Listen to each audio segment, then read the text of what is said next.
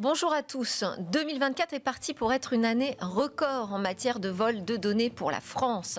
Rien qu'en l'espace de 2 mois, un Français sur 2 a vu ses données personnelles compromises. C'est ce que nous dit la présidente de la CNIL. Les fuites ne cessent de s'accumuler avec des volumes d'informations personnelles en circulation sur les réseaux criminels qui sont de plus en plus affolants. Alors peut-on faire quelque chose? C'est ce qu'on verra aujourd'hui dans notre talk. Comment stopper l'hémorragie? C'est le sujet à la une de Smartech.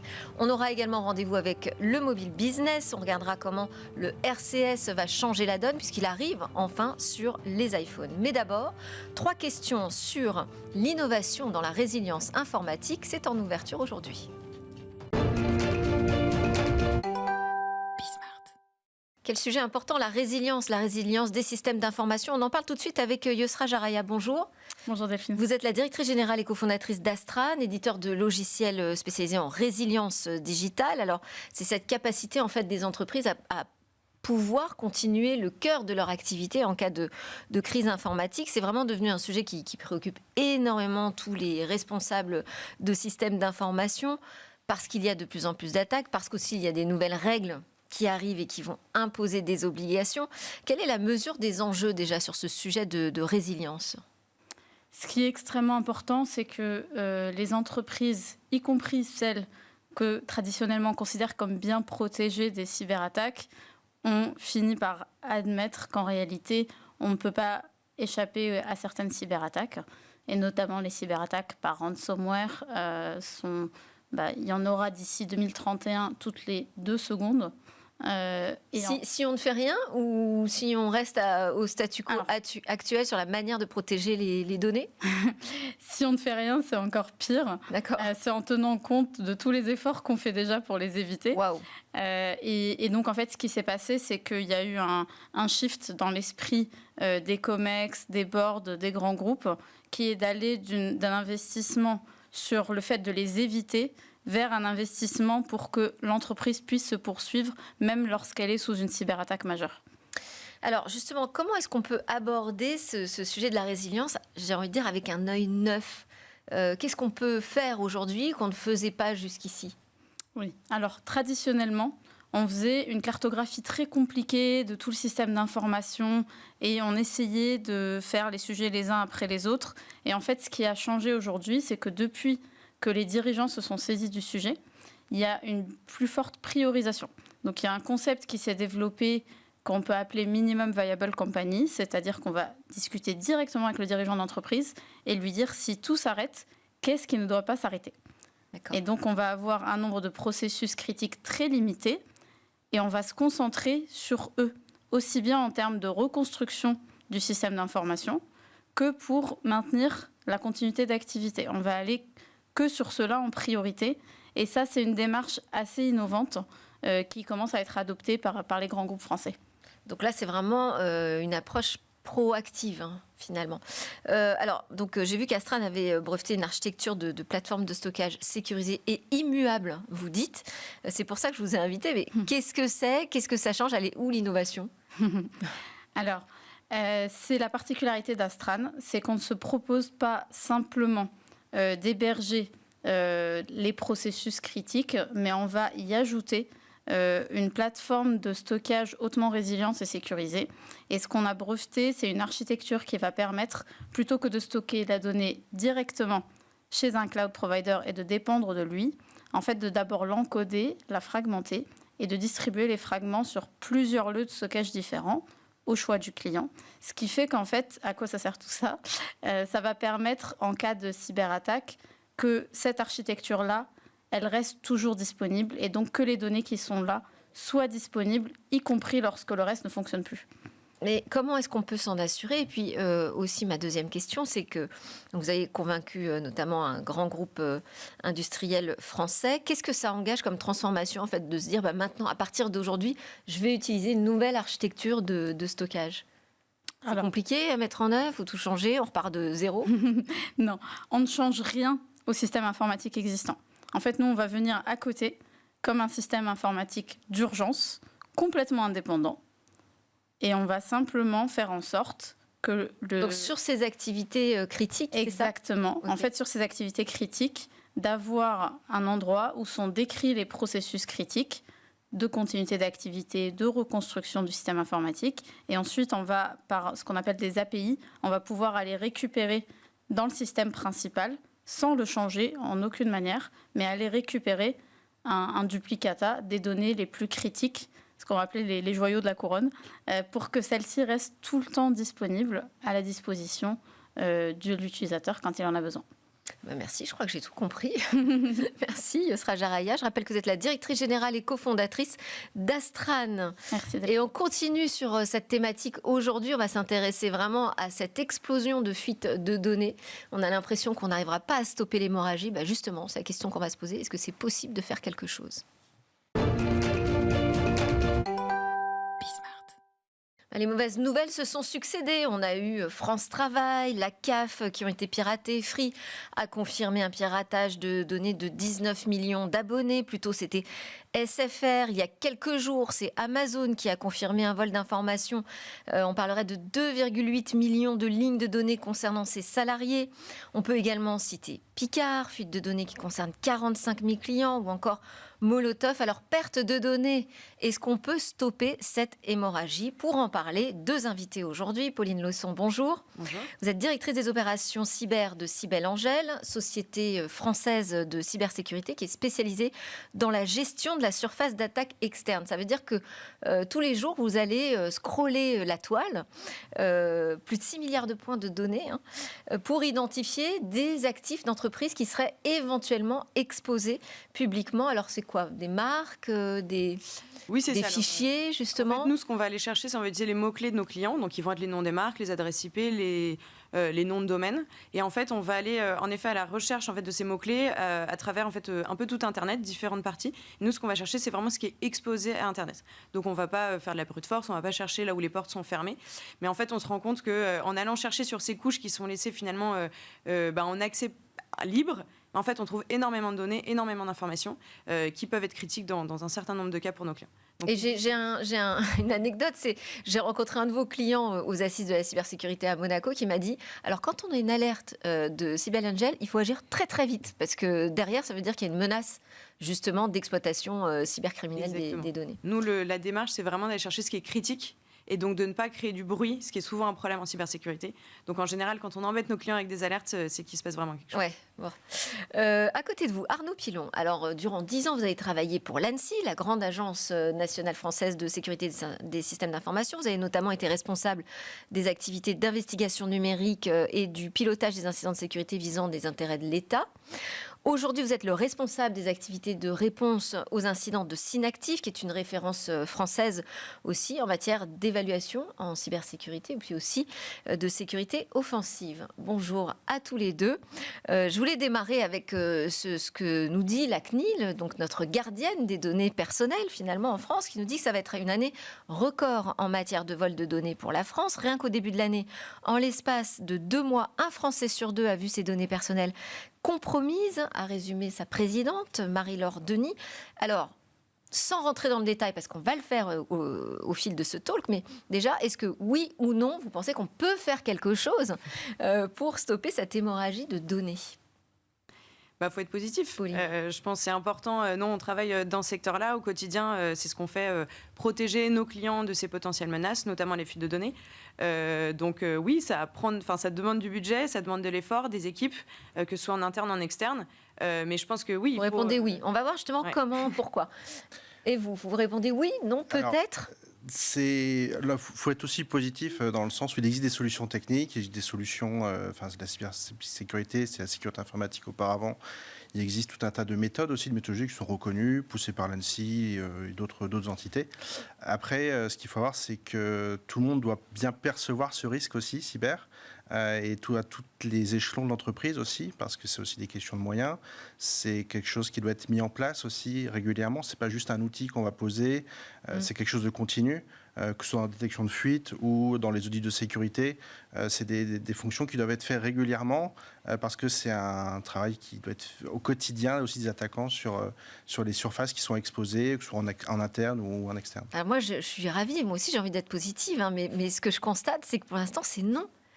Comment vous expliquez cette explosion de perte de données, de vol de données, de fuite de données personnelles? Comment vous expliquez ça, Alors peut-être que Arnaud? déjà dans un premier temps, on a parlé de quelques entreprises, ils hébergent beaucoup de données personnelles, beaucoup plus que l'année dernière, et ils en hébergeront beaucoup plus l'année prochaine. Donc ce qui fait qu'il y a moindre fuite de données, forcément ça fait des volumes qui sont conséquents. Donc on a une forme de concentration de ces données et aussi des concentrations sur les traitements. Il y a souvent une chaîne de sous-traitance aussi. C'est rarement les entreprises elles-mêmes qui sont responsables de leurs données. Elles ont quelque part délégué le risque, même si ça ne se délègue pas vraiment, ça se partage plutôt, pour justement que les entreprises qui sont pivots sur toutes ces gestions de données, elles doivent être d'autant plus sécurisées, et c'est tout aussi l'enjeu de cette démarche. Beaucoup d'intermédiaires. Beaucoup d'intermédiaires Beaucoup et de données des SI qui sont de plus en plus protéger. complexes. Nous, on le constate en audit chez Synactive régulièrement. Il y a aujourd'hui, c'est forcément des infrastructures multi-cloud. Il y a du on-prem qu'il faut conserver. Il y a la partie développement qui bouge beaucoup, la partie communication. Donc tout ça, mis bout à bout, ça fait beaucoup de surfaces qui sont exposées. Et si on rajoute à ça la sous-traitance, avec des intermédiaires qui sont plus ou moins je dirais au fait des risques cyber, ça crée des... Et pourtant, on n'a jamais eu autant conscience quand même justement des risques, de l'importance de protéger ces données. Je ne veux même pas parler du règlement européen, le RGPD, mais enfin, ça fait quand même quelques années maintenant qu'on sait qu'il faut protéger ces infos. Oui, après, je pense qu'il y a quand même une multiplication de l'usage, finalement, de tous ces services-là, que ce soit typiquement combien de fois par semaine, peut-être, est-ce qu'on met des emails, mots de passe sur des sites, etc. Donc, finalement, on multiplie les acteurs à qui on va fournir de l'information. Et en effet, je pense que la sous-traitance, je pense que c'est un des points très importants. Nous, c'est pour ça qu'on se concentre sur l'extérieur de l'organisation, parce que finalement, en fait, une entreprise, quand elle va se lancer sur un projet marketing, par exemple, ou même de construction d'un bâtiment, de déménagement de son organisation, en fait, il y a une multiplicité des acteurs qui vont avoir accès à l'information. Et les API, parce qu'on parle souvent aussi du problème des API, en fait, toutes ces applications qui accèdent au système d'information. Oui, tout à fait. C'est pour ça que nous, on a développé un nouveau produit en 2024 axé spécifiquement sur ces API externes, parce qu'on se rend compte aussi que c'est une nouvelle porte d'entrée qui peut permettre d'accéder à de l'information et souvent là, de la donnée, typiquement des données personnelles. Alors moi, je voulais savoir aussi comment ça se monnaie. Est-ce que ça a encore de la valeur? Parce que finalement, avec tout ce qui est exposé aujourd'hui, on se dit, bon, là, c'est bon, les cybercriminels, ils ont déjà toutes les infos nécessaires pour lancer leur campagne de phishing. Alors, ce sont des données qui ont de la valeur parce qu'elles vont permettre de favoriser, de simplifier certaines attaques. Le plus connu, c'est l'escroquerie, type phishing par SMS. Au plus vous avez d'informations sur une personne ou une entreprise. Mais est-ce qu'ils n'ont pas déjà tout? Alors, elles ont tout, mais il y a aussi la fraîcheur de l'information. C'est-à-dire qu'une fuite de données de Yahoo, par exemple, il y a 10 ans, qui était des millions, enfin, des fuites de données, en fait, c'est régulier, c'est très ancien. Ouais. Alors, certes, il y a peut-être encore des mots de passe de l'époque ou des fuites de LinkedIn aussi qui sont peut-être encore valables, mais certainement que la fraîcheur de l'information est dépassée. Et donc, ça a aussi rafraîchi tout ça, même sur des adresses postales, sur des numéros de téléphone. Des IBAN maintenant. Qui n'a pas encore reçu un SMS sur un ancien, lié à une ancienne adresse, par exemple postale, si vous avez déménagé. Donc, il y a aussi ça. Et il y a aussi le croisement des bases. Généralement, on se focalise sur un leak de données, une fuite de données, mais les attaquants, eux, ils prennent ça largement, ils vont croiser les bases et ça enrichit d'autant plus la connaissance si on doit préparer une attaque sur une personne, une usurpation d'identité ou plus largement sur l'entreprise. Et si on regarde ce que ça... quelles sont les conséquences? Parce que bon, alors à chaque fois, on reçoit un mail qui nous dit alors attention, vos données sont piratées, mais bon, rassurez-vous, il n'y a quand même pas vos coordonnées bancaires. Bon, bref. Quelles sont les conséquences pour les individus qui sont visés par ces vols de données, pour les entreprises, et j'ai même envie de dire pour l'économie peut-être même du pays? Au niveau de l'individu, c'est assez simple. C'est justement l'usage de ces données-là pour pouvoir créer en fait des schémas de fraude qui sont d'autant plus complexes. Donc typiquement, ça va être se faire passer pour Free dans quelques semaines, et même par aussi des concurrents qui vont pouvoir utiliser cette donnée-là pour savoir je sais que vous aviez ce type d'abonnement, est-ce que ça vous intéresse, etc. Donc c'est vraiment la complexité, je pense, de ces schémas-là. Et puis après, au niveau pour l'entreprise. Pour l'entreprise, concrètement, c'est la réutilisation de ces données-là. Potentiellement, c'est des demandes de rançon quand on s'attaque à des groupes de ransomware. Et puis derrière, ça va être aussi la disruption des activités, parce que fuite de données peut dire perte de données, inaccessibilité des outils informatiques. Et dans ce cas-là, c'est toutes les histoires des hôpitaux qui fonctionnent au papier. C'est des organisations qui ne peuvent plus fonctionner pendant certains jours. Et donc là, par exemple, si on parle du secteur du retail, etc., de la vente en ligne, l'inaccessibilité de ces outils-là peuvent avoir des impacts très importants. Et sur l'économie mondiale, peut-être, Arnaud. Ouais. Et au final, c'est sur la confiance dans ces systèmes. Alors aujourd'hui, on a a priori confiance dans les banques en ligne, parce que historiquement, il y a beaucoup de mécanismes de sécurité. On se souvient tous des claviers où les numéros changeaient. Aujourd'hui, c'est avec le smartphone où on demande confirmation des paiements bancaires. À travers la biométrie, en fait. La biométrie, des systèmes qui sont relativement robustes au niveau des téléphones. Donc ça va être la confiance dans l'outil numérique, parce qu'aujourd'hui, comme on l'a dit, c'est utilisé très largement pour faire des achats, mais demain pour aussi, et encore déjà aujourd'hui, pour faire des actes citoyens. Donc c'est vraiment ça l'enjeu. Donc c'est pas que l'économie mondiale, vous nous dites que ça peut avoir des conséquences même sur les fonctionnements des États. Oui, par exemple, si demain on peut voter avec son téléphone, je ne sais pas si ça arrivera un jour, parce que c'est un sujet qui est complexe, mais tout ça, ça se construit aussi, il faut qu'il y ait une adhésion, en fait, à un moment donné. Et d'ailleurs, on le voit bien, suivant les générations, parfois, les personnes peuvent être un peu réfractaires à l'outil. Alors, il y a l'usage, il y a l'ergonomie, mais il y a aussi le fait de ne pas avoir confiance, parce qu'on voit toutes ces fuites de données, et on se pose la question mais finalement, est-ce que je vais vraiment avoir confiance dans cette entreprise demain? Alors, on parle beaucoup d'entreprises françaises depuis le début, mais il y a aussi tout à l'international. Bien sûr. En Europe, on a le RGPD, qui est quand même censé, en théorie, on est au moins au courant qu'il y a une fuite de données, plus ou moins clairement. Mais à l'international, il y a tout un tas de fuites de données, on n'est pas au courant. Donc c'est vraiment. Là, on a par exemple, vous citez la CNIL, mais la CNIL a engagé par exemple un contrôle après la fuite de données chez Free. Quel rôle elle peut tenir finalement là-dedans? Est-ce que ça fait partie des acteurs qui peuvent permettre de stopper cette hémorragie? Il faut. Enfin, c'est son rôle, donc je pense que c'est important qu'il y ait un rôle, qu'il y ait un positionnement aussi derrière au niveau de la responsabilité, et aussi potentiellement limiter l'impunité, parce que c'est là où on a un problème. Si finalement il se passe pas grand-chose après ces grandes fuites qui ont été partout dans la presse, c'est le problème de confiance, et du coup ça devient presque un phénomène de société ou un risque pour la société, plus que juste pour l'économie. Et là, ça devient aussi, du coup, derrière politique, parce que c'est un choix politique qui a créé la CNIL, qui a créé le RGPD. C'est comment est-ce que derrière, on arrive à en faire quelque chose de concret pour que les citoyens aussi sentent l'intérêt, en fait, de ces organisations et ne soient pas juste un acronyme. Parce que là, on a vraiment l'impression, en fait, que il se passe pas grand-chose, quoi. On fait juste accumuler des chiffres, de millions de données qui circulent. Et on ne voit pas les actions. Donc ça, c'est vrai qu'on a un vrai besoin de transparence sur les actions. Vous, à votre niveau, qu'est-ce que vous pouvez donner comme conseil aux entreprises? J'imagine qu'elles sont hyper dotées en logiciels de cybersécurité, hyper conseillées sur la protection des données. Mais qu'est-ce qu'elles ne font pas? Qu'est-ce qu'il faudrait ajouter comme couche pour que ces données soient mieux protégées par les entreprises? Alors, les plus matures, oui, ont des moyens, des personnes parfois... Là, les entreprises que j'ai citées, elles sont matures. Après, quand je parle d'Amazon, bon, même de Free... Mais après, c'est la question de la surface aussi qu'elles doivent couvrir. C'est pas non plus des moyens illimités. C'est la complexité des couches qui s'empilent. Un système d'information, c'est pas comme demain un bâtiment que vous voulez rénover, vous le détruisez, vous en faites un nouveau. Un système d'information, c'est quelque chose qui est sans cesse en transformation par des acquisitions, par des changements technologiques. Et c'est ça la vraie difficulté. Et généralement, la première étape, ça va être aussi de faire un état des lieux, de faire des audits. Ça peut être de très haut niveau. Déjà, ne serait-ce que cartographier CSI, même c'est un grand mot, c'est quelque chose d'avoir un petit peu une connaissance avant que quelqu'un s'occupe un petit peu de vos vulnérabilités. C'est déjà de faire ce type d'audit et puis quelque part de se préparer aussi avec des moyens de détection et de réponse au pire et d'essayer de minimiser quelque part l'impact de ces attaques qui peuvent réussir à un moment donné, mais en tout cas de rendre les systèmes plus résistants à ces attaques. Pauline, qu'est-ce qu'on peut donner comme conseil aux entreprises? Je pense que c'est en effet choisir les outils en fonction de sa taille et de ses objectifs, parce que des outils de cybersécurité, il y en a énormément sur le marché, et tous ne vont pas forcément répondre aux mêmes priorités, aux mêmes besoins. Donc je pense que voilà, il y a de plus en plus d'organisations, par exemple, qui vont se développer pour aider des PME, des TPE. Je pense que c'est important d'être spécifiquement sur ce marché-là.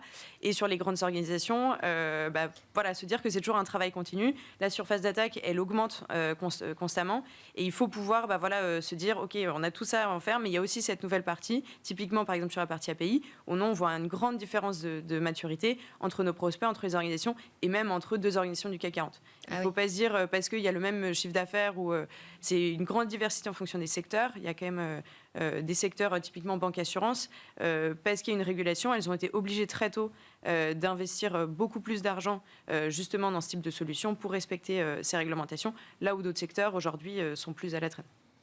Arnaud, j'aimerais bien qu'on comprenne aussi un peu ce qu'il y a comme type d'attaque à l'origine de ces fuites de données. Alors, les processus. Nous, quand on intervient, par exemple, sur les incidents de sécurité, chez Synactive, on va avoir beaucoup d'incidents qui sont liés à des mauvaises pratiques, des mauvaises configurations, qui peuvent être éphémères, d'ailleurs, dans le temps. Il faut voir qu'Internet, c'est un peu le Far West. Donc, si vous laissez des bases de données sans protection pendant quelques heures, elles peuvent se faire pirater s'il y a par exemple, il n'y a pas d'axe d'authentification. Ensuite, il y a ces problèmes d'authentification, d'accès, qui peuvent être liés... Là, c'est un manque de vigilance. C'est des manques de vigilance, souvent, parce que les administrateurs, finalement, reconnaissent d'eux-mêmes que, ils n'auraient pas dû faire ça. Ils auraient dû prendre plus de temps à sécuriser. Sauf que c'est trop tard. Ouais. Surtout que la fuite de données, une fois que ça arrive, la donnée, elle est perdue. Finalement, il n'y a que le mot de passe qu'on peut changer. Le reste des données, elle est fixe. Et ensuite, vous avez toute une classe... Donc là, sur le type d'attaque, en fait, il suffit de se servir. C'est à un moment des données qui sont C'est assez opportuniste aussi, ouais. Oui. Je dirais même parfois que les attaquants, on peut imaginer qu'ils sont un peu en limite de temps aussi, de capacité à tout adresser, parce que la surface est vraiment extrêmement importante. Il y a de l'outil en ligne pour faire ça. Et je pense que quand on cherche des fuites de données sur Internet, on doit... On en trouve, en fait. On doit en trouver. Et puis après, il y a toutes les classes d'attaques qui sont liées, on a parlé un peu de ransomware, ça a été quand même un tremplin pour la fuite de données, parce que il y a quelques années, en fait, il y a ce qu'on appelle la double extorsion, c'est le fait, de rançonner les données, et en même temps d'extraire en masse, là c'est le chalutier, en masse des données, à partir de mots-clés, et de les mettre à disposition. Et généralement, ça utilise aussi des vulnérabilités, potentiellement sur des applications. Et là, ça demande d'autres types d'audits. C'est pas que des bonnes pratiques, c'est aussi auditer le développement des applications, la manière dont est architecturée aussi les applications pour, encore une fois, les rendre plus résistantes. Mais là, ça veut dire en termes d'attaque, c'est beaucoup plus sophistiqué. Sophistiqué, où il suffit de prendre sur étagère des outils qui implémentent quelque part ces exploitations de vulnérabilité, comme on les appelle. Donc ça peut être... généralement, quand les communiqués disent on a eu une attaque hyper sophistiquée, souvent on aimerait bien avoir les détails, parce que souvent c'est comme des attaques qui sont documentées, référencées, et c'est qu'à un moment donné, peut-être qu'il y a eu un défaut, alors pas forcément en termes d'outils, mais ça peut être aussi en termes de surveillance. Ouais. Quand on intervient sur des ransomware, la dernière alerte qu'on voit de l'antivirus, c'est attention, il y a un virus. C'est-à-dire qu'à un moment donné, personne n'a forcément supervisé ces alertes. Donc ça peut être aussi ce type d'attaque, et c'est très vaste. La surface est vraiment très vaste. On a parlé un peu de phishing, il y a des éléments de configuration, des éléments techniques, des éléments d'architecture. Et là, il faut adresser un peu tout ça, et c'est un peu l'enjeu pour l'entreprise. Et si autant celles matures peuvent mettre en place des actions pour corriger ça, celles qui découvrent un peu le sujet, soit par la réglementation, soit parce qu'il y a un incident de sécurité, se prennent un chantier énorme à prendre en compte. Pauline, vous avez 30 secondes si vous voulez ajouter quelque chose sur ce que vous voyez de ces cybercriminels, comment ils procèdent. Concrètement, nous, on voit différentes étapes. On voit, par exemple, le côté, justement, des bases de données qui vont rester ouvertes pendant quelques heures. Nous, l'objectif, c'est de les trouver, de pouvoir nous prévenir nos clients le plus rapidement pour pouvoir les fermer. Donc, il y a vraiment cette étape de monitoring continu. Je pense que l'audit est très importante. Il faut aller proactivement tester des choses. Et en même temps, nous, on est là de manière, entre guillemets, un peu passive versus le pentest, de se dire, au quotidien, 24/7, nos crawlers, ils sont là, ils vont chercher de la donnée pour pouvoir identifier ces... Mais donc, ça veut dire que les cybercriminels font la même chose, en fait. Mais ils scrollent et ils sont à la recherche de ces données qui sont disponibles à un moment, à un instant T. Exactement. Et ça peut être, nous, on va être sur toutes les adresses IP, sur des protocoles de serveurs, mais ça peut être aussi sur des plateformes, par exemple, comme GitHub, qui vont être utilisées par énormément de développeurs et qui vont pas se rendre compte, en fait, que juste, ils utilisent ces outils qui sont ouverts finalement à n'importe qui. Merci beaucoup, Pauline Leçon. Je rappelle que vous êtes directrice des opérations cyber de Cyber Angel, allez, on le fait à l'anglaise pour terminer, et Arnaud Pilon, responsable des activités de réponse aux incidents chez Synactive. Merci encore pour vos éclairages. Merci à vous.